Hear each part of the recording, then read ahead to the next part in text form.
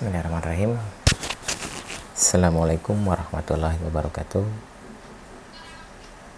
Kita berjumpa lagi di Pondok Tin, tepatnya di program Senin seputar nanam tin. Kali ini kami akan bahas tentang pengalaman beberapa penggiat tin atau mereka yang memang sudah pernah menanam pohon tin. Jadi ada pertanyaan ke kami, dulu pohon kami berbuah lebat, namun kenapa saat ini tidak berbuah? Ada yang rontok, bahkan tidak muncul calon buah sama sekali. Nah, di sini pasti beberapa yang melihat video ini pernah mengalami hal ini. Dan kita coba untuk bahas beberapa sebab dan apa yang kami lakukan jika kami mengalami seperti itu. Yang pertama, varian.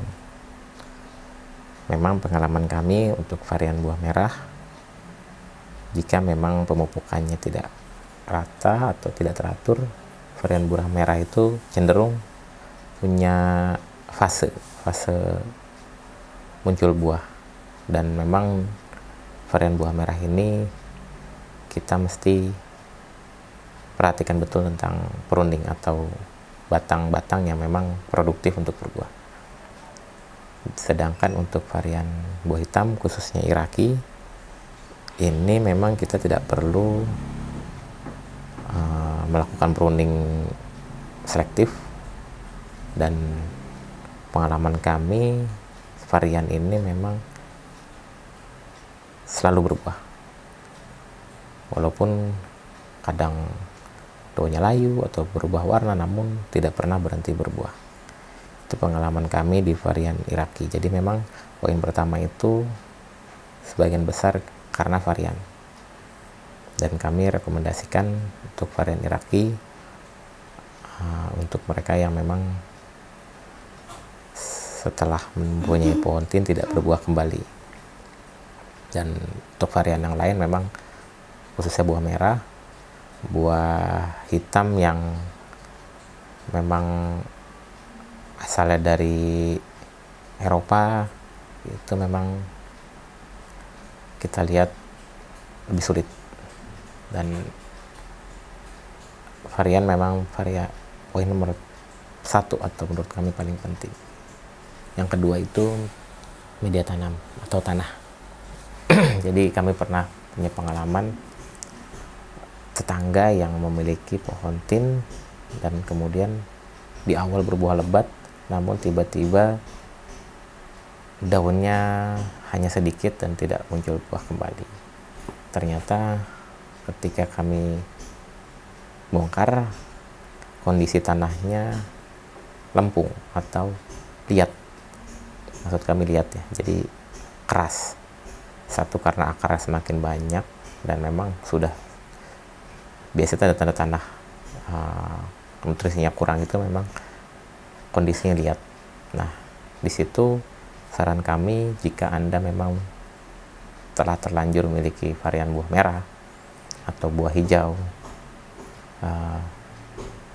ganti media tanamnya dengan media tanam yang lebih subur, dan tandanya itu tanahnya tidak liat. Jadi biasanya memang dibersihkan akarnya, ada yang disemprot hingga terlihat akar, ada yang tidak perlu disemprot, namun media tanam yang lama tidak terpakai, pindahkan ke media tanam baru, atau mungkin pot lebih besar, itu tanahnya gunakan atau pastikan tanah yang porus. Porus itu adalah ketika kita siram, air langsung turun ke bawah. Karena memang aslinya pohon tin itu dari tanah Mediterania, di mana di daerah tersebut karakter tanahnya berpasir. Itu poin nomor 2 yang menurut kami juga penting. Ganti media tanamnya yang lebih porus. Insya Allah pohon tin Anda bisa berbuah kembali. Dan yang ketiga yaitu pupuk. Pupuk ini memang bermacam jenis, ada yang organik, ada yang kimia sintetis gitu. Namun terlepas perbedaan tentang organik atau bukan, pastikan kondisi atau pemberian pupuk itu konsisten, teratur. Karena biasanya pohon tin itu menurut kami lumayan butuh nutrisi besar, apalagi ditambah yang menggunakan pot atau planter bag itu kan ketika medianya porus, jika kita menggunakan pupuk cair itu langsung turun. Jadi memang pupuk itu perlu rutin diberikan. Makanya pupuk itu penting jika memang pohon tin kita sudah tidak berbuah. Dan memang jika ukuran pohonnya besar, kami sarankan untuk menggunakan pupuk yang kandungan fosfor dan kaliumnya tinggi. Dan poin berikutnya menurut kami adalah ukuran pot atau planter bag. Jadi jika Anda memiliki pohon tin di polybag kecil kemudian berbuah, bisa jadi memang buah tersebut didapat ketika Anda membeli bibitnya, atau memang akar sudah tidak bisa berkembang. Jadi memang saran kami itu untuk Anda yang memang ingin buah tinnya berbuah kembali, minimal gunakan pot diameter 50, atau jika planter bag, usahakan planter bag itu 75 liter ke atas. Memang cukup besar, namun pengalaman kami selama 3 tahun itu tidak perlu pindah-pindah dan pohon tin itu terus-terusan berbuah. Jadi poin ukuran atau pot dan planter bag itu sangat penting. Jika di grounding, maka itu lebih baik lagi jika kita memang paham tentang ilmunya, tentang grounding. Jadi memang itu poin untuk masalah ukuran pot atau planter bag. Usahakan di atas 50, atau jika planter bag 75 liter ke atas atau 75 liter. Kemudian berikutnya yaitu pruning. Pruning ini memotong batang. Jadi batangnya itu, jika kita lihat di pohon tin itu batangnya batang khusus untuk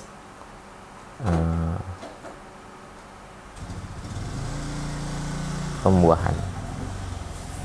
Jadi untuk pembuahan itu batangnya memang seperti anggur, dia ada batang primer, sekunder, tersier, dan begitupun di pohon tin. Memang di sini kita harus paham mana batang yang bakal mengeluarkan cabang, mana yang bakal mengeluarkan buah. Di sini memang saran kami biasanya kalau untuk mengeluarkan buah itu bukan batang utama. Jadi kita harus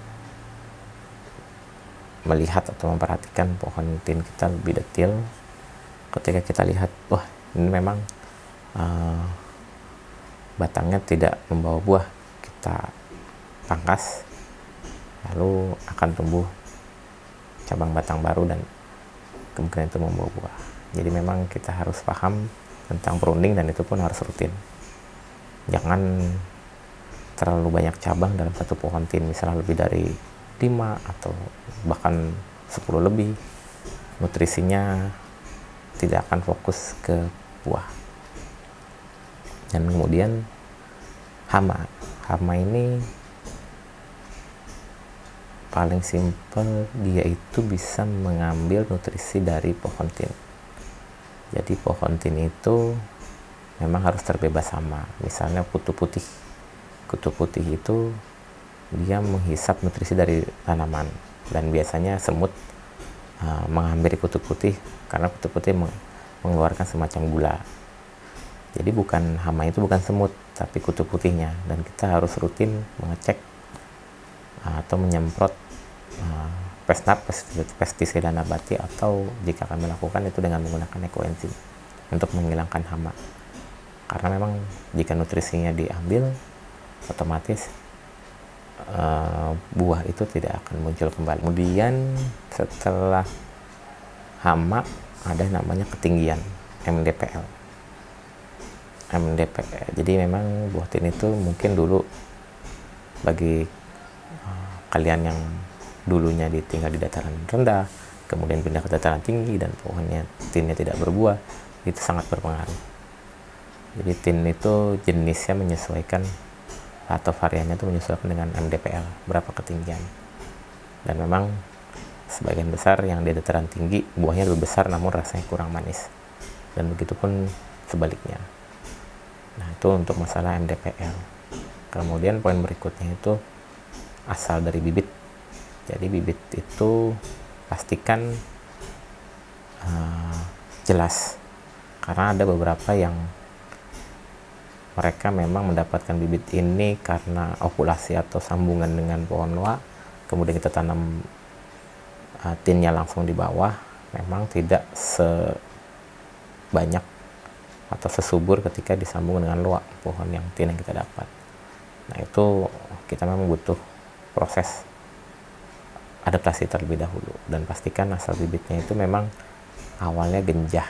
Jadi jika awalnya genjah biasanya atau gampang berbuah, biarpun berhenti sesaat, namun jika kita boosting atau kita stimulan, dia bakal berbuah kembali.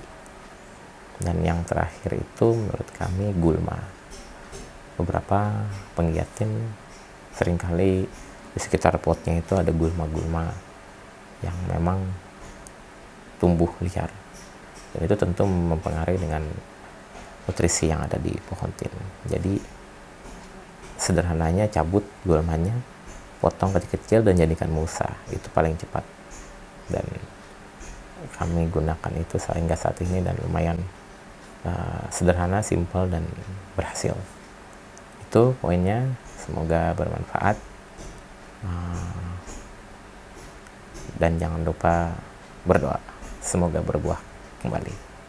Assalamualaikum warahmatullahi wabarakatuh.